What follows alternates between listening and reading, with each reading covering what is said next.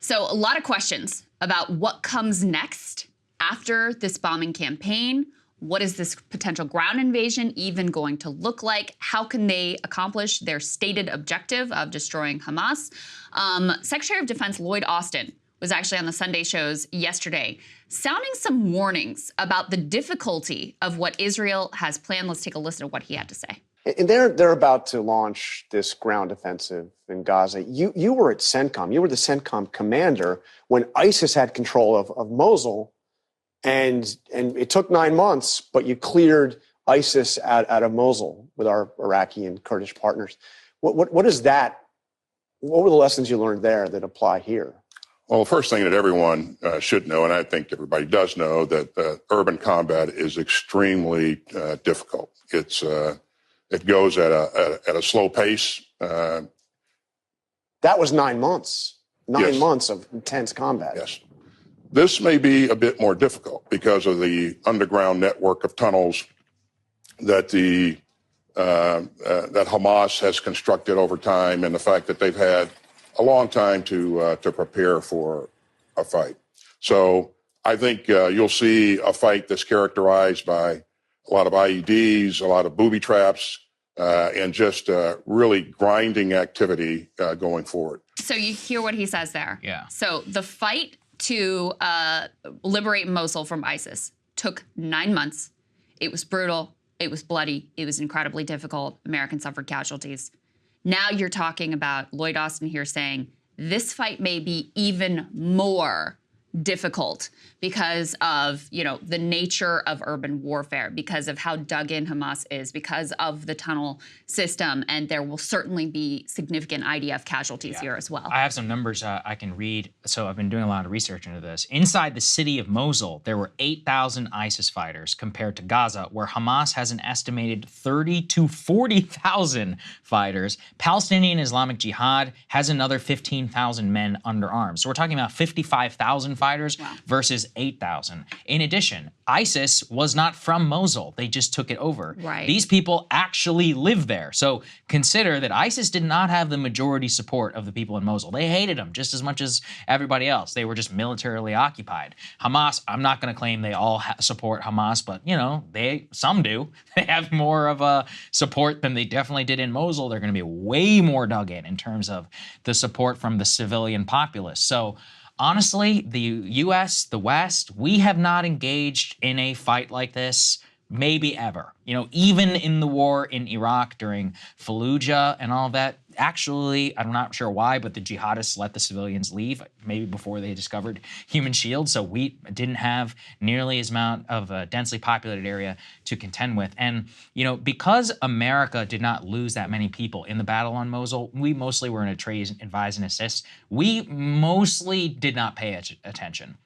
I encourage people, if you're able, Netflix has a movie called Mosul, which is an Iraqi movie that was made about it. Wow. You really need to go open your eyes as to what that conflict looked like. Block to block, horrific fighting, absolute savagery. As he said, IEDs everywhere. Can't move. The other problem with rubble is you can just bury an IED in everything, and you're picking one thing up, and you can blow everybody up. And then also the immense difficulty of the air campaign. The U.S. was involved definitely in the air campaign, but the Iraqi security forces, their casualties were insane in retaking Mosul. And again, they had the support in many cases of the civilian populace who wanted them to come back. This is a whole other situation. This really is, it's unprecedented in modern history, an urban fight like this. That's absolutely right. And this was a good pickup by Peter Baker here. Let's put this up on the screen. Susan Glasser was able to report that some senior Israeli officials are already telling the Americans that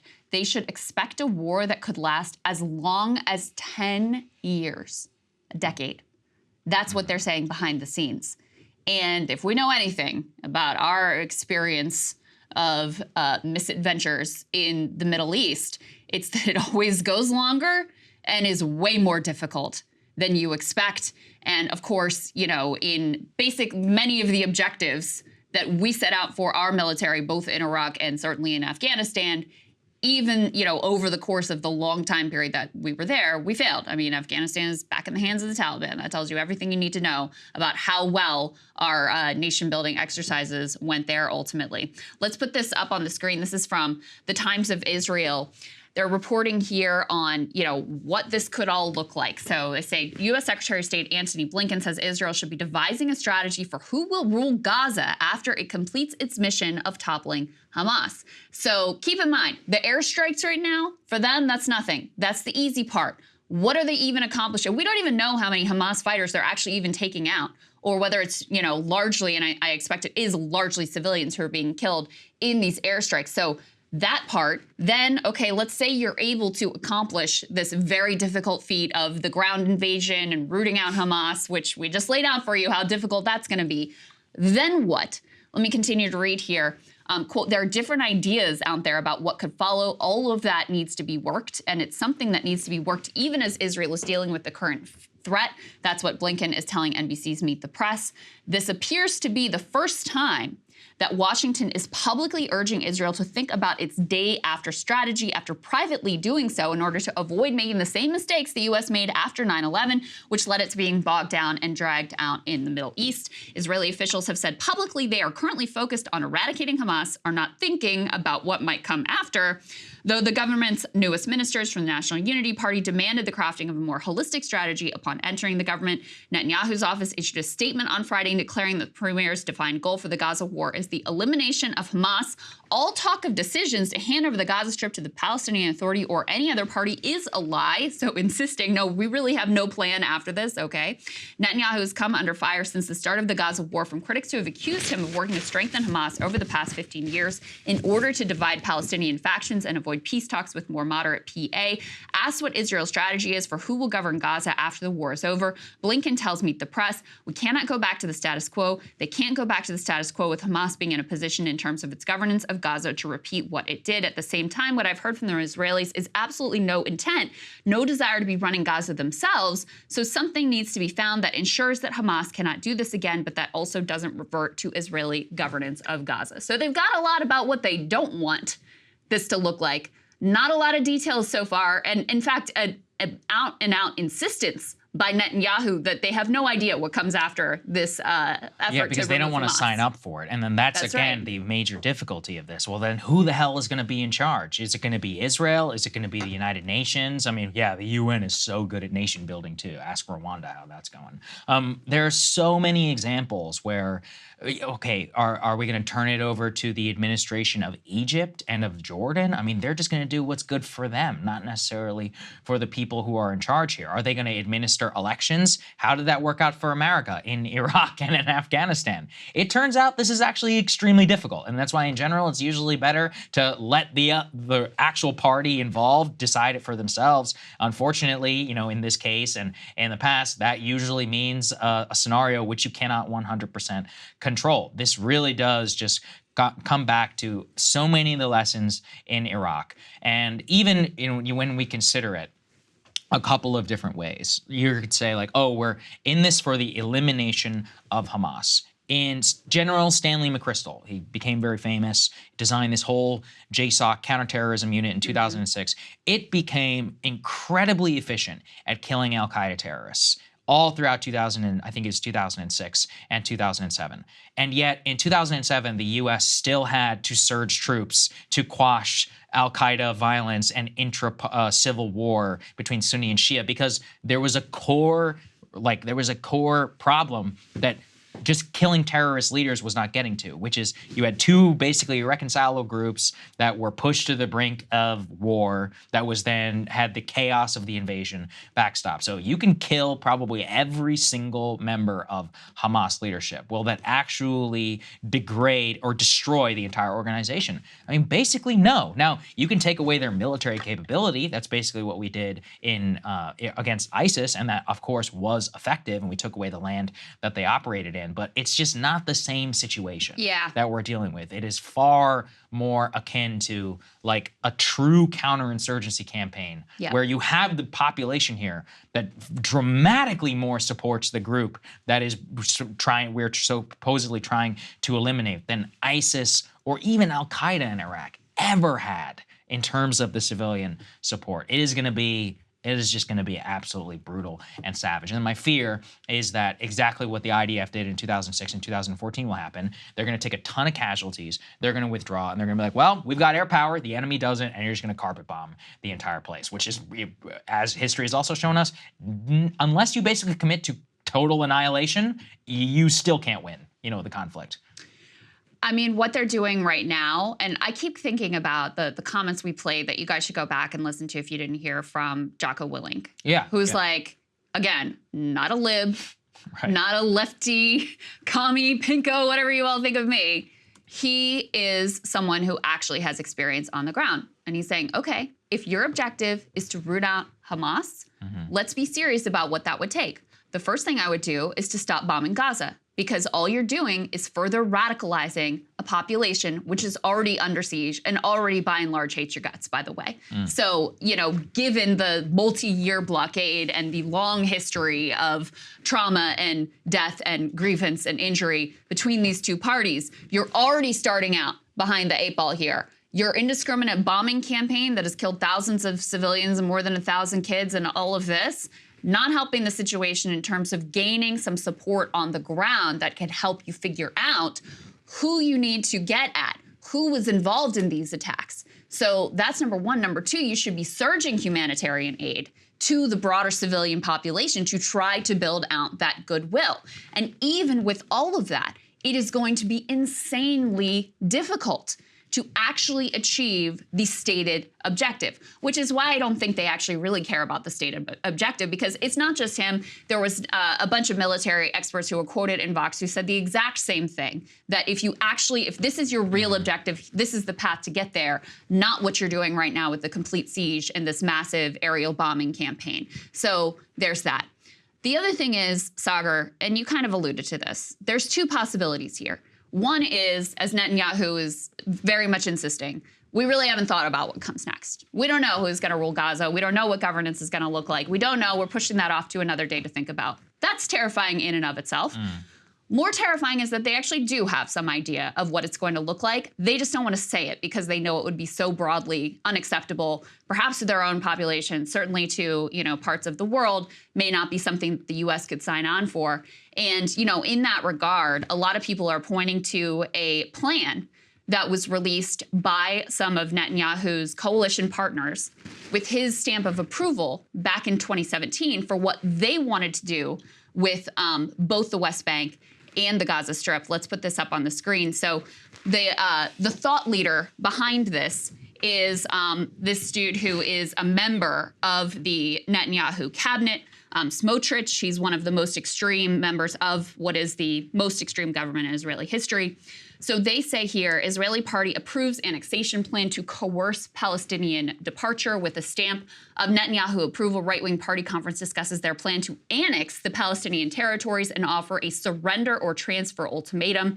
Basically, this plan, which was laid out back in 2017, is we'll give you three options. We're going to take over the land. You're no longer going to have any right to it. You have to abandon any dream of Palestinian statehood. This idea of a two-party solution is anathema to us. We don't want it.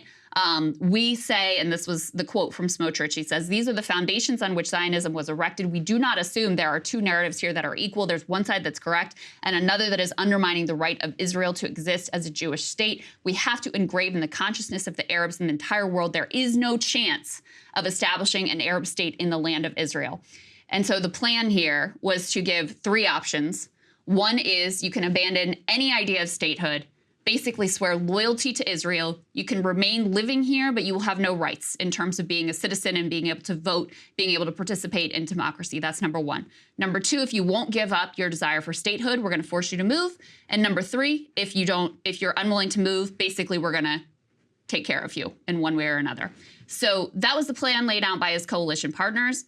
Is that somewhat of the direction that they want to go in here after Gaza? To me, that's an even more terrifying possibility, is that they actually have thought through what the plan is. They just don't want to actually say right now. And that's why they're so insistent that, we actually haven't thought it through. We have no idea what comes after the ground invasion. Yeah, the defense minister is being more, reticent about it. Let's put this up there on the screen. They say they have three phases of the war. First is the military campaign that will take place with airstrikes and later a ground maneuver with the purpose of, quote, destroying operatives and damaging infrastructure in order to defeat and destroy Hamas. The second phase, quote, will be continued fighting, but at a lower intensity as troops work to eliminate pockets of resistance. That sounds like military occupation. Good luck, because now you're in the administration business, you're in the water business, you're in the police business, as we found out the hard way in Iraq. The third step, he says, will be the creation of a new security regime in the Gaza Strip, the removal of Israel's responsibility for day-to-day life in the Gaza Strip, and the creation of a new security reality for the citizens of Israel and the residents of the area surrounding Gaza. So nobody knows what that means. Very what the vague. security regime means. Does it mean full-blown occupation? Does it mean, governmental consent to whichever government is in power? Good luck with that, achieving that. It just shows the extraordinary difficulty in all of this. And then I will just say also, from a military point of view, it is, even if they wanted to achieve that thing that you pointed out, do they understand the level of capability and commitment that would require? I mean, think about, for example, the worst bombing campaigns against civilians. And I don't mean that in a moral sense. I mean that in terms of their direct purpose, like the U.S. final days of the war against Tokyo, firebombing and killing 100,000 people in a single night, in the words of Robert McNamara. Even with that, with the full might of the U.S. military, the destruction of Nazi Germany, the dedication of all of this bombs and all of that, we still were not militarily capable of compelling the Japanese to surrender, because from a pure just like math point of view, even with all the bombs and the napalm and all of that, you couldn't just simply accomplish that. We tried it in Vietnam and it didn't work. In some, I forget exactly, it was like there was a single mission or something like that where you dropped all the bombs and equivalent to something like in World War II. Yeah, guess what? Ho Chi Minh still didn't surrender, and they are the ones who ended up winning the war. So you cannot bomb in general, you cannot bomb your enemy into submission unless, as we did, you're willing to use nuclear weapons and atomic weapons, and that's a whole other, strategic level of the game. And then before you even got to a point where they were doing something like that, the U.S., Egypt, Jordan, all the rest of the Arab world will be embroiled in a bigger conflict. So it wouldn't even be confined to that. That's the thing overlaying all of this, is the idea that they have total freedom of maneuver. They're not a superpower. They're reliant on us, and then the rest of the world also is on, or at least the rest of the Arab world is mostly sympathetic with the Palestinians, and then they would get involved. So it's a much bigger problem than I think that they're laying on. They think they can just do what they want, and whether they should or should not, like, that's just not how it's going to work. Period. It's never been how it's worked previously, especially in a situation we're talking about mass civilian death. It's impossible for them to accomplish this. As you're watching the statements come out from the Netanyahu government, also just keep in mind, like, their audience is the world, their audience is their own domestic populace, but one of their most important audiences is us, and the American president, the American people, the providing cover for the U.S. to be involved in the way that we are right now and continue our funding. I mean, they really are very much dependent on the massive amount of aid, on this new aid package that Biden is trying to push through that will have, Ukrainian aid and Israeli aid and border funding and, on a side note, a little bit of humanitarian aid for Gaza as well.